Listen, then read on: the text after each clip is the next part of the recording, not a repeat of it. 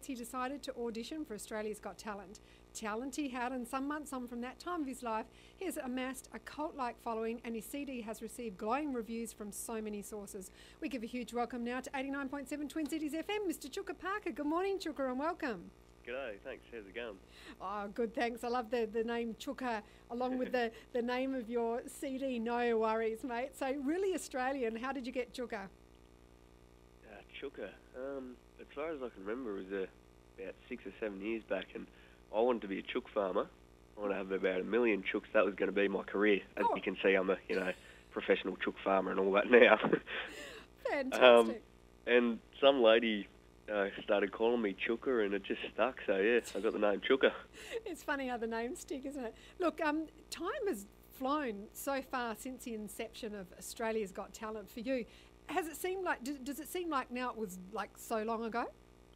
It just seems like yesterday now. Oh, really? Unbelievable how quick time flies. Yeah. And how was your time on Australia's Got Talent? So, you went on it after being urged by your workmates to go on there. So how did they, so when you're going about your farming now, obviously you're playing the piano, is that when they said to you, mate, you've got to go on Australia's Got Talent? Actually, I just finished school and I wanted to become a shearer, so I went off to shearing school, brought me a little keyboard, and I play after work a little bit. And the shearers had listened to it, and they're all carrying on outside, and they're like, "Hey, Chooka, mate, you got to go on this show. You'll be up against people like Danny Minogue and Brian McFadden." I'm standing there saying, "Who are they?" Really? You didn't know who they were? No, actually, the only celebrity I can really say I knew back then was Queen Elizabeth. Who? Queen Elizabeth? Yeah, that was about it. Oh, fantastic. Oh, well, that's great. Well, look, let's rewind. As you said yourself, you're self-taught, and a lot of people have taught themselves, but what you do is beyond something that could be self-taught. It's almost like a gift. I think what you have is you need to be born with that. When did you first realise, hey, I can play this? Actually, it was, I'd always, at home, I'd always be drumming on everything, tapping, because when my dad was young, he used to be a drummer. Oh, right. And so I'd just be tapping on everything with my fingers, and I wanted to buy a drum set, and eventually we got a piano. And, I just started tapping on the piano like it was a drum set. And, just started picking it up, and, And so you mentioned your dad was a drummer. What music then were you sort of listening to growing up? What music were your parents playing that perhaps would have influenced your music? My parents stopped playing music before I was born, so we really didn't have much music sort of playing. Okay. I think we really started only listening to music when I was about 12 or something, because we'd always just be outside on the bikes and stuff. And I got a CD of Mozart and listened to that, and oh, really? Listened to it over and over again. Decided I wanted to become a composer. So yeah. Fantastic. And what age were you when you sort of thought that way? I was about 13. Yeah. Fantastic. And did you ever imagine that you'd suddenly go on this reality show that... And also, I guess you had Facebook before you went on the reality show. No, I didn't. You didn't have Facebook? No, I didn't have the internet before I went on there. She didn't have a mobile phone. No telly. You're a true country boy, aren't you? So we used the telly as a mouse box because we used to catch mice out the back. Oh, that's fantastic. Well, when you think about now what you're doing with this CD and your music and that, are you happy to go off on that type of career to entertainment and singing? Do you think you're going to miss the farming life? Well, actually, I'm sort of dividing it up between farm and gigs and stuff, but I'm personally really happy that I went on the show because it's been able to let me do what I really want to do. I've always wanted to play at the Sydney Opera House since I was about 13. I was getting into music, and now there's been a big opportunity where I'm definitely going to be able to be playing there one way or another.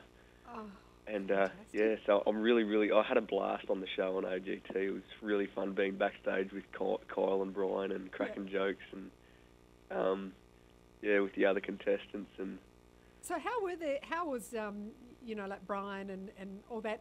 Which one was your favourite judge? Probably Danny. Yeah. Yeah, Danny was sort of the most real probably of them, and she was really nice. Yeah. When you play the piano, as you do, what is going through your head as you're sort of doing that mad stuff what you do on your piano? Well, often when I get down to play a song, I'm sort of thinking of maybe a theme that I want to play. Just say, I don't know, memories of an old friend or somewhere that I've been. I just sort of play the feelings and emotions that I'm thinking of, or at that time, and just sort of, play it across to the keyboard, get my feelings out into the audience. Mm-hmm. So, since Australia's Got Talent has finished, where have you been playing? Look, what happened like directly after that? I'm gonna have to think a lot here because for the first 3 months I was booked up like every weekend, playing places week after week after week. Yep. I played at Brian Cadd and Russell Morris. They rang me up and they wanted me to play at one of their shows. Oh. So I might open 2 of their shows in Ballarat and Swan Hill. Sorry, not Swan Hill, Bendigo. And then I played at Etihad Stadium for about 20,000 people. Gee, how were the nerves? Actually, there I was a little bit nervous, I must admit. That's because that's a big seeing all those crowd. people that I was about to play for, I'm like... And how accepting are the other musicians to you? You know, the other musicians are very good, actually. It's amazing when they ring me up because they seem to all know me and they're like, Chooka, mate, how you going? I was like, it's a relief. G'day, mate. Yeah. So far, what's been the best venue you've played? I suppose the most memorable moment was the one that you've just mentioned.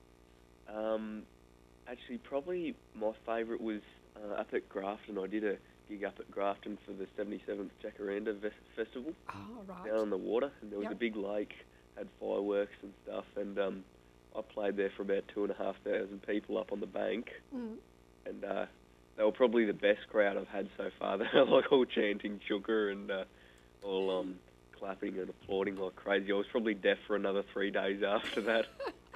But no, it was really, really good. I really enjoyed that one. Well, look, I've got your CD in my hand. It's called No Worries. Great picture on the front of you riding a horse, as you would do. Tell us about the songs on the back here. Most of them are songs that you've written apart from, which one? Apart from the Fortitude of Life. Yep. And also you've got the variations on Fer-Elise, which is really, really nice. Tell us about the music on this CD. Well, I decided I want to make a CD, so I've been trying to figure out where to go. Anyway, it turned out my dad had been working across the road from a music studio recorder who'd worked with Tina Turner, Men at Work, Split Ends, Midnight Oil, all the big bands, for about 7 years. And suddenly we ran into him, and he'd actually been wanting to do a bit of an album with me as well before that. So, we ended up recording the album with him. His name was Mark Woods. And we sat down. It took us about 2 days to record the album. Wow. 4 hours the first session and 2 hours the next session. I think there were about 7 or 8 of the songs. Most of the songs on the CD I made up on the spot. Gee, just like that? You just made it up just like that? Yeah, I sort of like to keep it fresh and, yeah. And then there was songs like Fortitude of Light, which I heard my mate played on guitar, and I really liked the tune, so we both made up that song. I did variations on his tune. And there was Fer-Elise. I did my variations on Fer-Elise, and also Amazing Grace. And what track on this album means the most to you? Probably Flight of Peril. Flight of Peril, and why is that? Because in that song I really... actually, once I listened to it, I was sort of trying to figure out how I did it, because I was doing like forehand counterpoint with a back main theme, and it was just like going all over the place, swapping at different places. And, probably like one of the most advanced songs I'd played on there. I was really, really happy with it, and a catchy tune and stuff. So.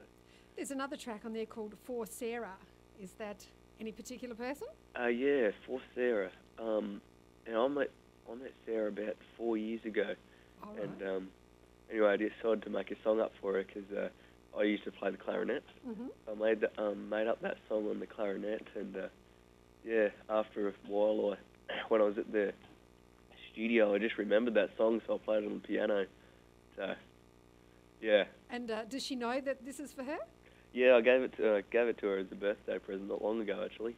Fantastic. And I bet you've had lots of offers for nights out with you since Australia's Got Talent too. Yeah. No, all right. Okay.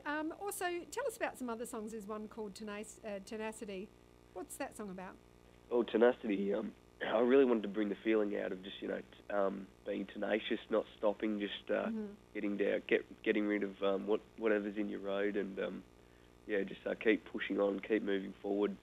And I dedicated that song to my sound recorder, Mark Woods, because he was really, really good to work with, and we just kept on going. Just overcame everything with the album, and eventually got it up on iTunes in a matter of a couple of weeks. And so I just really wanted to bring that feeling out of never stopping and just keep on going. All right. Well, you're touring with this new CD, No Worries. You're coming to Perth. What can the audience expect on your WA leg of the tour? As in a concert, or? Yeah, just as in, when people come to see you, what are they going to see from Chooka Parker? Well, you never know, I guess. I like to keep my concerts sort of fairly fresh and interact with the audience a lot. Mm-hmm. Might get a kid up onto stage who doesn't know how to play the piano and get him to press a few notes here and there and make his tune sound like really good with the background that I'm playing. Yeah, yeah. Oh, make their day.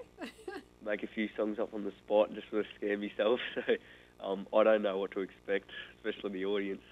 And then play a few tracks for my album. Crack a few jokes and stuff. And what is on the cards, Chooka, for the rest of 2012? Well, the main event is the Sydney Opera House. That's going to be absolutely fantastic. When is that? That's on the 15th of May. Oh. Actually, how that came about was because I've always wanted to play at the Sydney Opera House. It's just one place I've always wanted to be at. And on my Facebook page, one of my fans told me about this competition, the Music Oz Awards. Yep. And what that is, it's a competition for independent artists. And so everyone started voting, and they got me up to number one in. I think it was about a week or something, or a few days. They got me up there, and I've been number one, number 1, 2, 1, 2, 1, 2. I'm at number one at the moment for about 6 weeks. So there's 6 more days. Yep. And if I win the competition, I get the People's Choice Award, and I get to play in front of. It should be shown to about 57 million people. Oh, now that's a lot of people, Chooka. Yeah. That'd be nerve-wracking. Not really, because the audience is not that many. Exactly. Yeah, but still, you want to be good. If you keep that in the back of your mind, I guess it might be. So, how do you combat the nerves? Actually, it's funny because when I went on to Australia's Got Talent, I really wasn't nervous, up until the first, when I was just backstage watching the acts. And I wouldn't have been unless I saw 2 acts in a row get 3 no's in a row by Kyle, and they were saying pretty nasty things about them. I was seeing at the back biting me fingernail. Yeah. Anyway, when I walked onto stage, suddenly all my nerves just dropped, and I felt like I'd been doing it all my life somehow. Oh. It was really weird, but I just sort of wandered up there and just sort of came naturally. It's sort of been like that for me ever since. So, Well, look, as I said before, you've got an amazing natural talent. It's just, I don't know, there's somebody sitting inside you that's bringing that out. It's absolutely amazing. And we're going to see you go so far with this. But before we let you go, we're going to play a quick game with you. It's called Fast 5. I'm going to give you Fast 5 questions. You give me Fast 5 answers. Are you ready? Okay. Okay, number 1. Actually, you probably already answered this, but I'll ask you again. Most memorable moment so far in your career? AGT. Your favourite farming chore? Feeding the sheep. What annoys you? What annoys me? There are a lot of things that annoy me. Quick answer. Dogs barking and scratching at the door when you're trying to watch a movie. Oh, mine does that all the time. Number 4, what makes you laugh out loud? Probably if someone sees someone they like and they run into a pole. Now, that would be funny because they're texting and they're not watching.